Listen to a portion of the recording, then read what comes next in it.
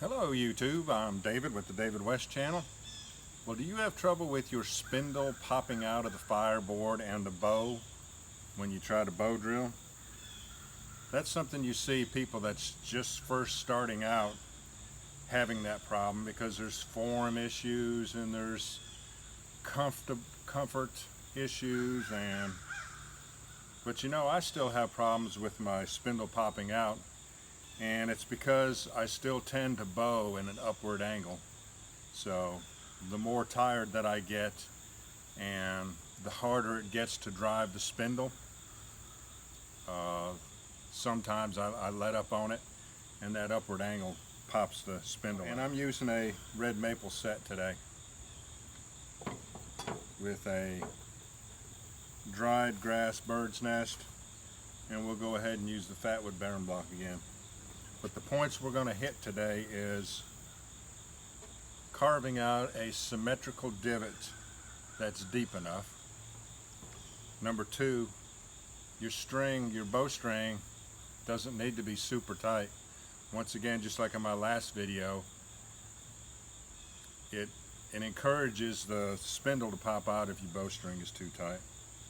You're going to need proper form, and you need to, when you're bowing on the spindle, you need to be more bowing closer towards the bottom. And then that upward angle, you don't want to bow at an upward angle, but I tend to bow at a slight upward angle. And then when you do your burn in, to encourage it to stay in without popping out, make that burn in a little bit deeper. It'll only help you. I know some people on YouTube take and just do a burn in until they see first smoke and then they stop. I like to go ahead and get just a little bit of depth, which encourages that spindle to stay in that divot and not pop out. And then of course, when you cut the notch, if your notch is too wide, then of course, as you're going for the ember, it's going to wear towards the notch and pop out. All right. A symmetrical divot. Since I'm already just a little bit pointy on the hot end of this spindle, that's going to be perfect on that end. But you need the fireboard divot. It doesn't necessarily have to be the same diameter as this, but it does have to be deep enough, and it does have to conform to that shape. So I'm real bad about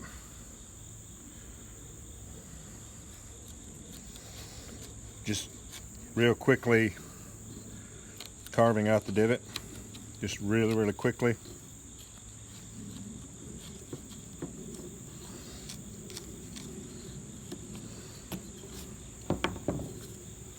And a lot of times leaves a lot of very inconsistent areas. Like this is too high right here, that needs to come out, and this side over here is still a little too high. And no matter how many times you need to keep going back and fitting the spindle to the fireboard, you want to go ahead and carve out the right kind of divot.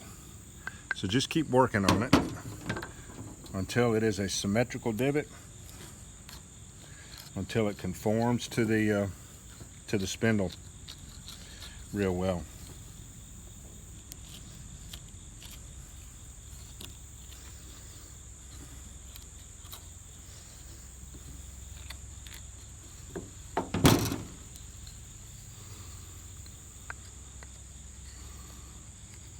And that's good right there.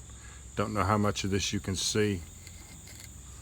That's that side, this side, this side, and that side. So that's a symmetrical enough divot, and it's deep enough. It's deep enough to help hold that spindle in place, keep it from popping out. All right, let's talk about string tightness. Some people put a spindle in a bowstring so tight that you can hear the strings singing. It's all right to have the tightness that it takes to, like if you hear it squeaking a little bit, that's okay, that's not too tight. But those people that put it in so tight that when they're done going for the ember, you can see an hourglass has been formed into the spindle, that's too tight. And once again, that encourages the spindle to pop out. As a matter of fact, it'll really go flying. The tighter you have this spindle in here, if it does happen to creep out of the divot, I mean, it's going to take off like a missile when you've got the string too tight. So that's about right. That's not too tight. And if I misjudged it, then while I'm bowing, I can go ahead and tighten up right here with my thumb. All right.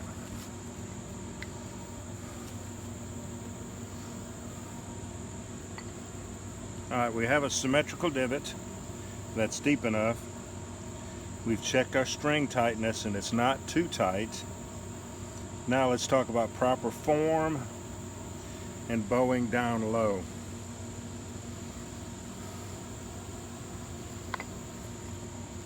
I keep seeing this problem over and over on YouTube.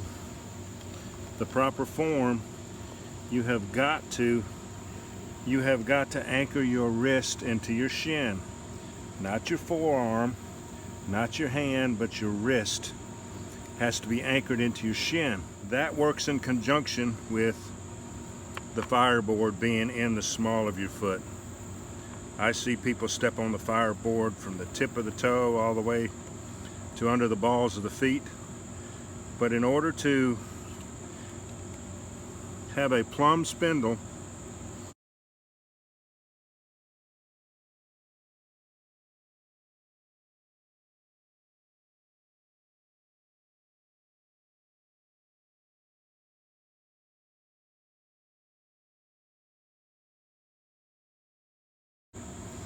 and this is where I told you that you don't need to bow at an upward angle like that, but you need to make sure you're bowing at a level angle or a downward angle.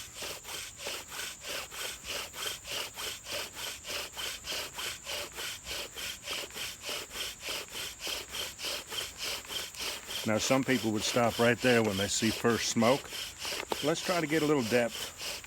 Since the spindle is staying in the divot and it's staying up in the bearing block, let's get a little depth down in the fireboard,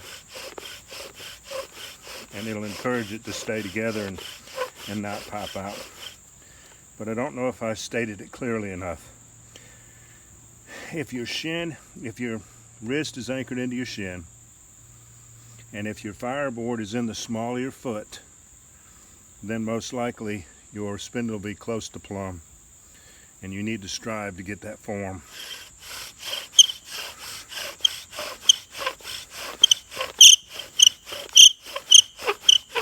And then we don't want to bow up like that. You'd want to bow down, or at least level.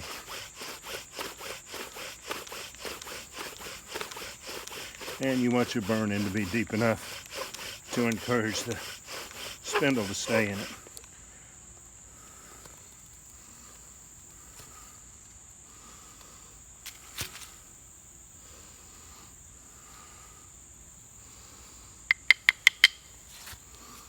And the only other thing to tell you is to not cut your notch too wide. Now I will go ahead and take these corners off right here so they can dive down into the fireboard faster. Let's set back up at the table. All right. Now as flat as that is, it's because this board is harder than this spindle. That's why it got so flat like that. But it'll be all right if I just take these corners off right here. It'll encourage it to go ahead and dive down into the board a little bit faster,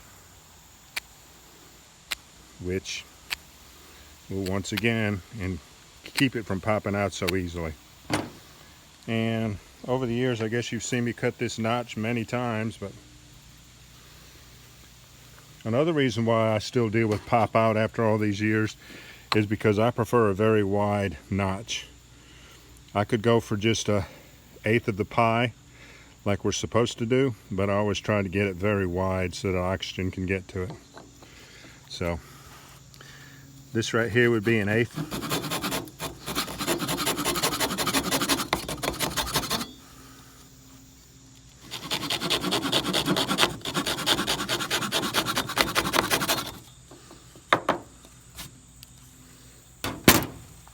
We'll stick with an 1/8 of the pie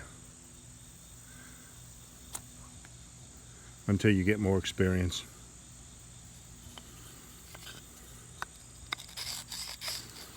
So that should work beautifully. Let's go for the ember. I never gave you a close-up of my, I mean, it's just it's just some processed grass is what we're using today for the tinder bundle.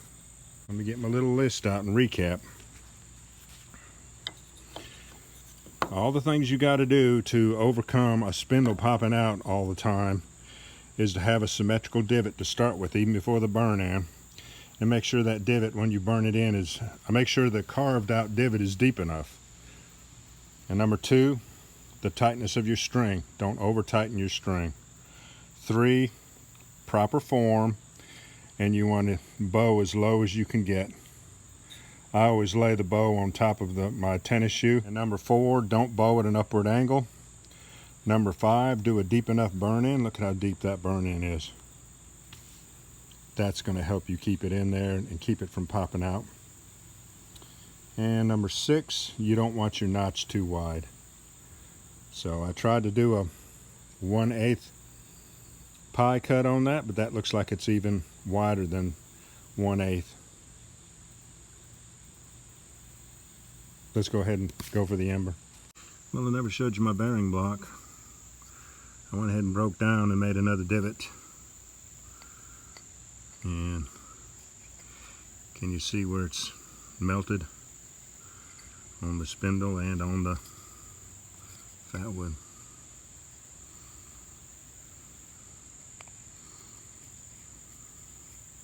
Now let's go for the ember.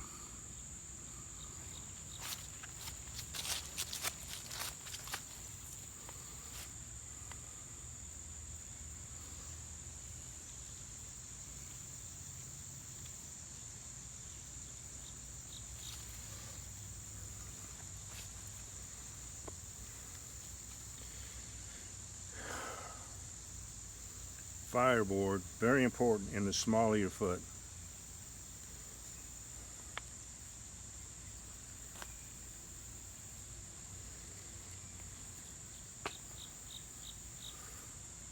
Wrist anchored into your shin. With these two together, you have a plumb spindle. You can tweak every other part of your form as far as bowing like this, or bowing over your shoe, or being curled up this way, curled up that way. But the one thing that you don't need to change about your form is wrist anchored into the shin, fireboard in the small of the foot. Let's go for an ember. Once again, I'm bowing at a slight downward angle.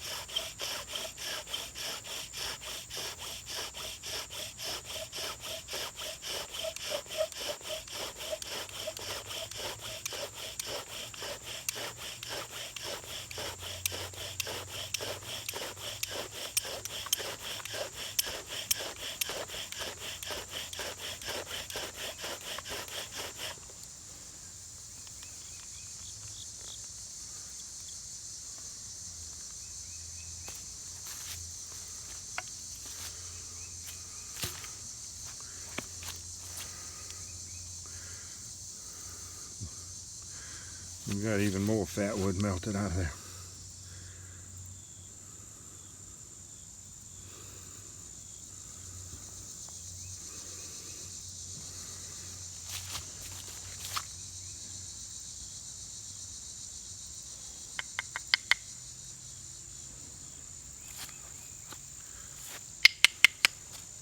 Let me get behind the camera so I can be sure that I'm getting in the shot. And because a red maple fireboard and spindle is so hard, you can get several embers out of one divot.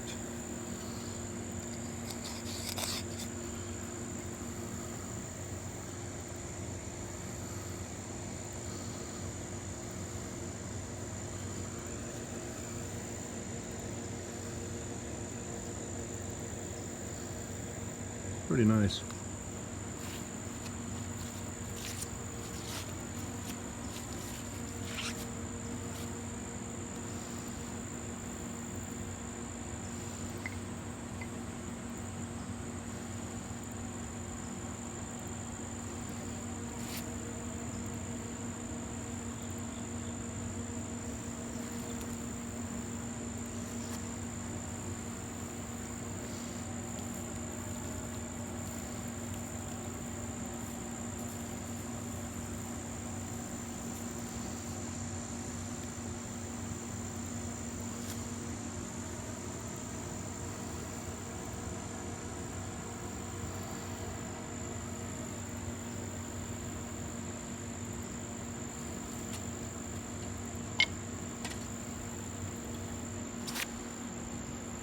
Let's see if we can get it all in at the same shot.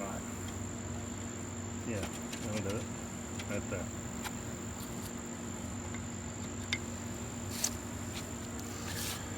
And I like to cover up my ember a little bit.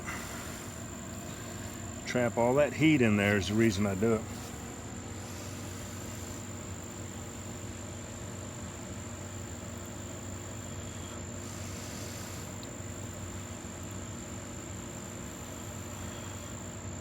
Some people think all I can use is pine needles. I guess I do use them a lot, don't I?